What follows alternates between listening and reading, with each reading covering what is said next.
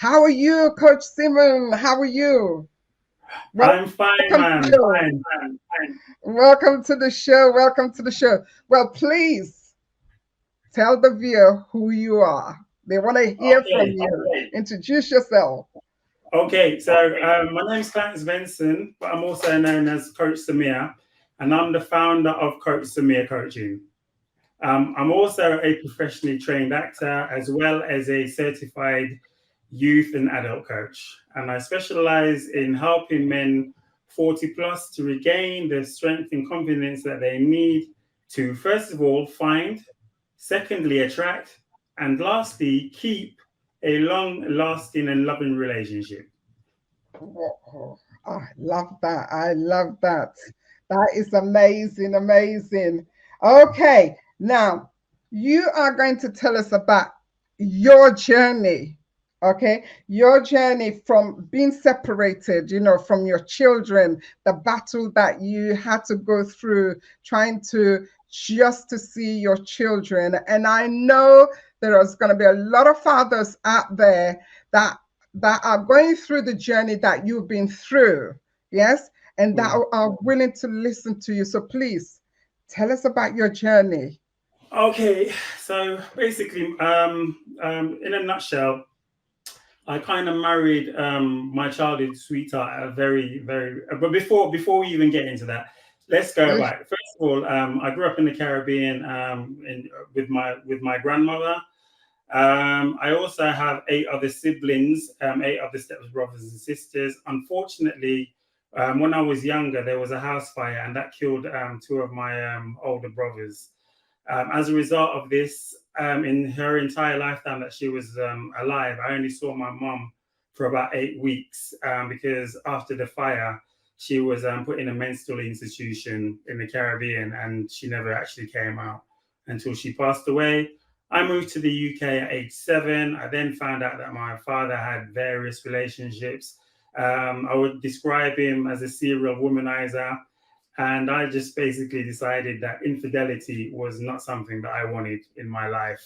I then got married, as I said, to my childhood sweetheart. And we were together for about 25 years on and off. And I wanted her, I described her as I wanted my one life for life.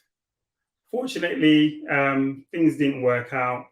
And in 2014, she wrongly made an allegation that I'd abused, basically, I'd physically abused one of my children.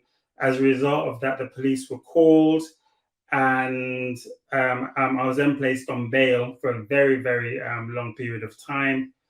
And as a result of that, from since 2014, I haven't seen my children since. I've been through every emotion possible.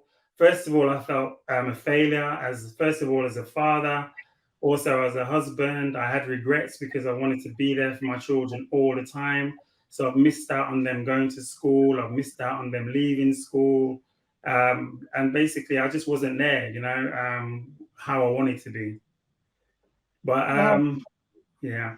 wow, that's been a journey. But what I hear you saying, you felt when your relationship, your marriage breakdown, you felt as a failure, as a father, as a husband, that kind of feeling. Can you just tell us a little bit about that? Because I know there is a lot of single fathers are going through that journey.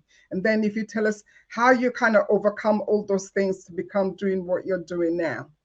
Well, I think for me, being on bail was probably the worst thing ever to kind of break up my family because Mm. because every man wants to be there for his children. That's the role of a father. The role of a father is to protect your children. The role of a father is to guide your children um, through the good and the bad times. It's to pass on advice and information. And when that's taken away from you, and you're not allowed. I mean, like I said, in my case, I wasn't allowed to. I haven't seen my children from since 2014. When I left or when I was evicted from the family home, my daughter was only 10 years old. She's going to be 18 years old next year. She's now a grown woman, more or less. And I haven't seen her in all that time. I haven't seen none of my children in all that time. Also, as well, as a husband, when I got married, it wasn't, no one night stand. It was for life. You know, I wanted one life, one wife for the rest of my life. So I even felt, you know, a great failure at that. You know, I even failed as a husband. I couldn't even hold on to my wife or whatever. You know, I couldn't hold on to my children. I've missed out on all my children's, you know, upbringing. The bad thing about this as well was that I worked in a school. So you can imagine working in a school. Every day you're going to school, you're seeing children. You're seeing them from when they first start school to when they leave. And then in that classroom, there's children who are the own age as my own children. Going home on a Friday was like a nightmare because I'm going back to a room on my own. Everyone's going away saying, okay, have a nice weekend. Weekends were a nightmare for me. Also, as well, you know, missing out on things like their birthdays and everything like that. That again is just like, you just, unless you've been through it, it's just unimaginable to imagine the pain and the heartbreak.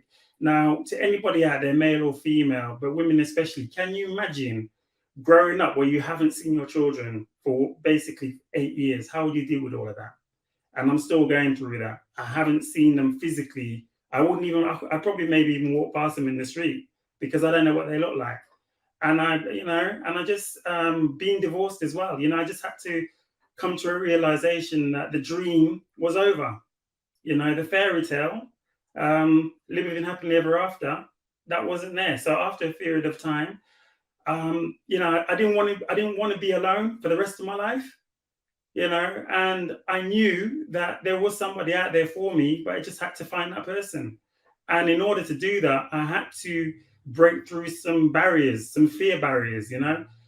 When you've been in a long-term relationship and you're suddenly on your own, you know, it's like you're stepping into the unknown. How do you deal with that? First of all, how do you even strike up? I even lost confidence in striking up a conversation, with a female. Because what do you say? You know, so all of those things I had to relearn, and it wasn't easy, and it was very painful as well.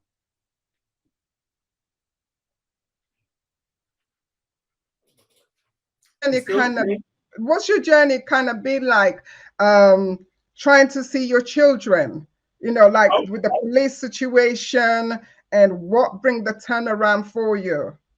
well, ma'am, like I said, I haven't seen my children since 20. I haven't seen my children from 2014 to the present day, because for Mhm, the first more or less 2 years I was on police bail, and mhm, also as well, you know, my wife had taken out an injunction as well, so that again prevented me from seeing my children. At that particular time as well, I was fighting two court cases, one which was criminal, which was the most serious one because that was to do with the police. So then I had to basically get a solicitor in order to help me with that, and the other one, which was civil, I couldn't afford a solicitor for that one. So mhm. it was really a case of like, I had to come to terms with the fact that until this thing was over, I wasn't going to see my children. And I haven't, Okay. and so for me personally, there was no safety net. There was nothing I could do. I just had to live with it. The fact that I didn't have no choice, in terms of seeing my children. And like I said, I haven't seen my children since 2014. And as a man as well, going through the system, the law is not on your side. As a man, you have no rights whatsoever. In the legal terms of it, you have no rights. You know, the law is very much in favor of the women because she's got the children, or she's seen as the care of the children. So as a man, half of your time is spent fighting to see your children. This is why organizations like Fathers for Justice came about, because even though what they were doing was extreme, but it was one way of them highlighting, you know, the fact that, women don't just have children on their own. You know, we do play a part. And even that the relationship was over with my wife, that shouldn't necessarily mean that it should have been over with my children. Mhm. Wow, wow. Right, there's men out there going through this right now, maybe fighting custody for their children, not seeing their children. What can they do? Can you give us some tips on, 3, 4 tips, how they can start that journey, that the journey of healing and the journey of moving on? Okay, the first tip is just to remember, no situation is permanent. Excuse me. No situation is permanent. It won't last forever. Okay, that's the first one. So hang in there, Cry if you have to. I mean, I cried so much, over the loss of my children. I ran the well dry. There wasn't no more tears for me to run. I can remember going to work and I'm crying in my car. The birthdays are coming, I'm crying, constantly crying. And this foolishness that we have about men don't cry, that is the worst thing that you should say. As a man, cry over your children. They're your flesh and blood. So cry over them. If you're not seeing them, you need to, I cried so much, coming to their birthdays. I even cried, I've got like two girls. My last child is a girl. I was thinking, oh my God, suppose if they're boys are trying to like groom her for sex and all that kind of stuff, and I'm not there as a father to protect her or to offer any guidance. So, and also the second tip I would say is with the men is never ever walk away from your children, because the minute you do that, you're walking out on your future, because your children are part of you, and the reputation or the foundation that you set by turning your back on them.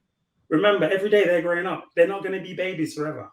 And they want to make sure that even if you can't see them, then at least they will know that there is a father out there who actually cares about me, And so that's the next one. Don't use your relationship between your partner as an excuse or as a battering around for not seeing your children. Fight for your children. They're yours, right? They're yours as well. They need to see you. They need guidance. Yeah, and remember this. They did not have a choice to be born. That wasn't their choice. And the final tip I'd say is that there's always light at the end of the tunnel. That's why it's called a tunnel. It's dark in the middle, but it gets lighter at the end, and anyone can go through it. Be a train, a car, and sometimes if you haven't got a train and a car, you can just walk through it. And remember this, that time is a great healer, which it really is. It is indeed. I love those tips. And I like the bit because the saying, I heard that as a woman so many times growing up, that men should not cry. All right. When I first time ever saw a man crying, I was really shaken, because I was growing up listening, hearing it to say from a mom or whatever, that a man should not cry, and to actually hear it coming from you. And I am pretty sure to all our listeners out there today who are fathers who've been bottling it in, that they can actually let go. I think that is really good that we can actually look at that. Another tip that I really, really also love is that men should walk away from their children, because they are your children as well.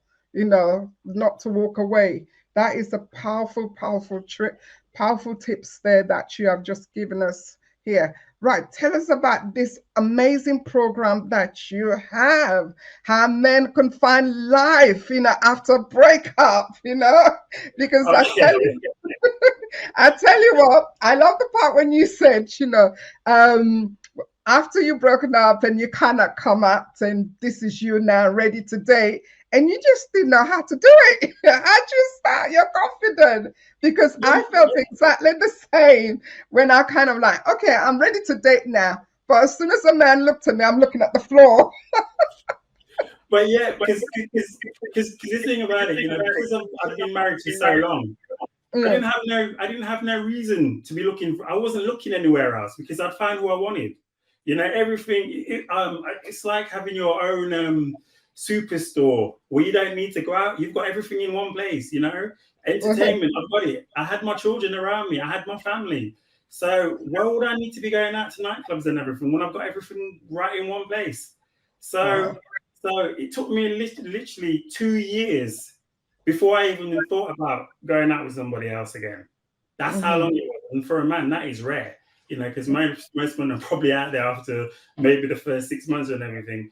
But that's how much love I still had for my wife. But then after a while, I realized that, this is it. The marriage is well and truly over. So then what I did, from my own experience, I tried a few dating sites. That didn't really work. But then I started looking into dating sites, because ideally it's not the dating site that gets you the person of your dream. Yeah, there's certain guidelines. The site is just up there. But, the dating sites that I was on, none of them worked. But then that's because I didn't know how to approach the sites, if that makes sense. Mhm. First of Yes, all, yes, yeah, who do yeah. you want? First of all, what is the problem? And I had to first of all decide what kind of person did I want in my life. I certainly didn't want, another version of my ex-wife. I certainly didn't want that version. But then I had to go back to the drawing board, and I had to affirm who I was as well. It's 20 hours. So then I had to affirm that. What did I want? I mean, what was my goals in regards to finding the person? So So what? then after, so I had to come up with a series of things like affirmations, looking, basically writing things down, because when you write it down, then it becomes more realistic. I had to work on number one, building myself, basically building my self-esteem and my growth. Just Um, just yeah. there for a minute, Coach Simon. How now? I mean, the tips you've given us such an amazing tips, awesome tips. Tell us about your program very quickly and how people can reach you for this program for men who's looking want to have a relationship in a Okay, no very few problem. minutes. Okay, no problem. Okay, so basically, the program that I've created, I'm just going to give you. Okay, so 1 second, bear with me. Okay, so I created a program. It's a system which is called the 40 Plus Ideal Attraction Program. Okay, so that's what it's called. The 40 Plus Ideal Attraction Program, and it's based on seeing breakthrough results for my clients, that looking at things, like we said, there's a step process that you have to go through.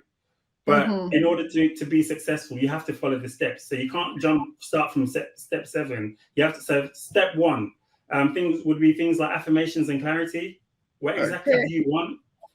Step 2, we look at things like tenacity and self-esteem. Self-esteem is more important than self-confidence, and very often people get the two mixed up, because self-esteem is within. Number 3, step 3. So it's a step program. Step 3 is change your thinking. Change your thinking from feeling I don't deserve a relationship to not only that I don't want to be lonely anymore, but I also want a wonderful relationship and a long-lasting relationship. Step 4 is what we call repetition and repeating. So using things like positive self-talk, positive affirmations, and most importantly, focusing on what you do want rather than what you don't. That is such an amazing program that you've got there. I mean, the steps are so amazing. So sorry, man. Can I just say this about step 5? Very important as well. So step 5. You need to take action. If you sit in your bedroom moping about how you'll never get a relationship, you know what? You will never get one. You have to take action. Step 6, you need to create connection as well. And you need to create various things, such as number 1, attention, your interest, your desires, your attraction, your conversations, your rapport, and your intimacy building. And number 7, very important, timelessness and maintenance. How to find the right woman and be compatible. Okay, and how to carry on working and maintaining a long-lasting and loving relationship. Thank you so much. That is so much. To be honest, I might need that training. Never mind about the men. I think to be honest, this can work for a lot of women as well, because I've actually used this, and some members of my family who thought they'd never find someone. So, basically it's what was it? Unisex. It's a unisex approach. But because there's so many fathers out there as well, it's actually, aimed at fathers, but this could be transferred to women as well. All right, so it's more targets towards the fathers. And the fathers, if somebody's interested in your program, they can definitely email you, and also find you. I'll give you the email address. So the email address is coachsamircoaching@gmail.com, or you can go onto the website, which is coachsamir.co.uk. Well, thank you so much. Thank you. Yeah.